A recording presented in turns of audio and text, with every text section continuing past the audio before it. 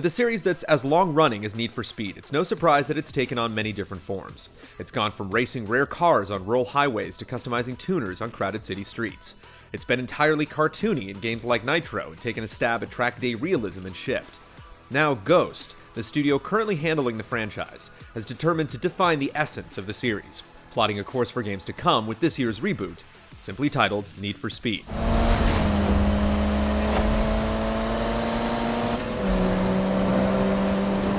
Every element of the game centers around 5 different themes: speed, style, build, crew, and outlaw. While racing, accomplishing feats in any of these categories increases your reputation, which essentially acts as XP, and leveling up gives you access to new parts in the garage.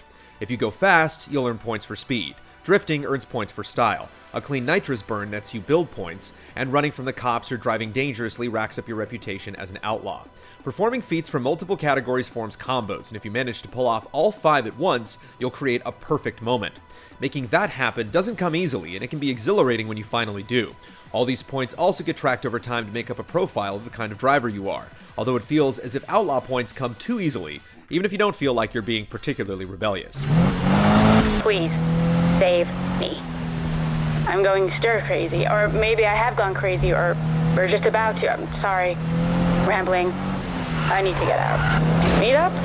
Not taking no for an answer. You better show. These 5 themes also define the game's structure, dividing it into 5 parallel careers. The characters from the live-action videos serve as your mission givers, calling you up when they have new races available. And once you've cleared all 5 paths, you can look forward to an epic finale.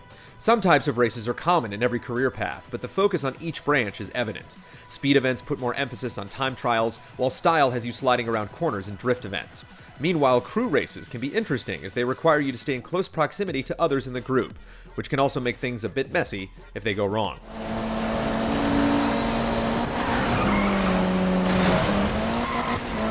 The build category is the most welcome aspect of this Need for Speed, offering an incredibly robust set of tools to customize your ride. There are only about 50 cars available, but unlike many games, the goal isn't to bounce from car to car, but to invest in each and make it your own. In fact, during our 20-hour playthrough, we spent most of the time with only 4 cars.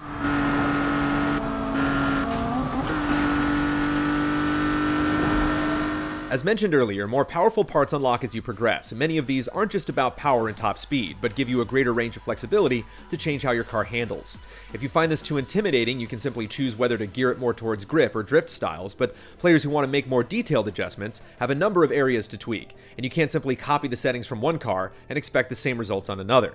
You have to work to tame each machine's base characteristics, but keep in mind that this is still an arcade racer through and through. The tools for visual customization aren't quite at the same level as Forza, but they're getting there, providing the most versatility the series has seen for quite some time.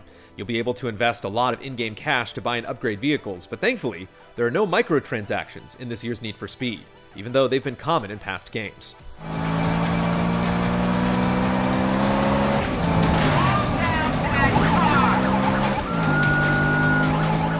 The outlaw path is perhaps the aspect we're the most split on. Cops are far less aggressive than in 2013's Rivals, and while it's a relief to be able to do what you want without being hounded, there's also a sense that you have to bait the police out of their slumber. If you merely pass by a cop, they'll soon be left behind. So before you can get into a heated chase, you have to pester them until they finally start calling in backup and roadblocks. Outlaw race events often aren't that different from any others, as you can lose the police so quickly that they really don't matter. Manual! Punctuating milestones in each career path are the live-action cinematics, and believe it or not, they're not as bad as you'd expect. You may even find yourself warming up to some of the characters. We'd give Manu a big bear hug anytime. There are some funny gimmicks once in a while, like raising a glass to the camera, but there's no dire undercover mission or further drama. It's just a group of drivers who want to impress icons they look up to in the automotive world, such as Magnus Walker and Ken Block. Most of the scenes are just about hanging out, talking about the next set of races, and the transitions from live action to the in-game cars are impressive at times. This guy, man.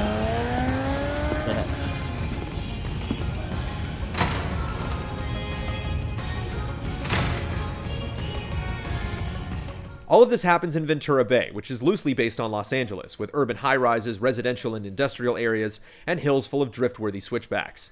For better or worse, it's always night, and it's always barely raining, dampening a sense of variety. You're also always online, as All Drive returns, populating the map with 8 players doing their own thing. If you want, you can meet others, crew up, and race together for extra bonuses. Since no one's a cop, you can peacefully coexist. Of course, there's still potential to harass other players, but there's no good reason to do so. Scattered spots around the map provide discovery points where you can gaze at vistas or do donuts, but they aren't very enticing. Rounding out the features, autolog recommendations return, prompting you to sample the addiction of besting other players' times, and the game also features daily challenges and rewards to keep you coming back. While Need for Speed might not be at the top of its class in terms of visuals, it still looks great overall. Unfortunately, at high speeds, you can come across noticeable performance drops in pop-in, although depending on your tolerance, you may simply be going too fast to care. The music playlist fits the urban mood, and the song selection stands up well to repetition without driving you mad.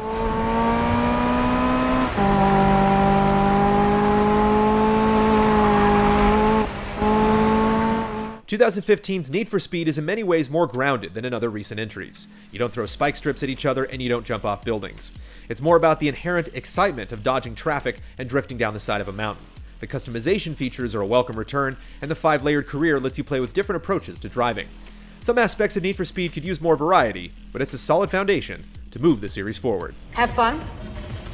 And maybe I'll see you out there, yeah? Oh, and put the tools back.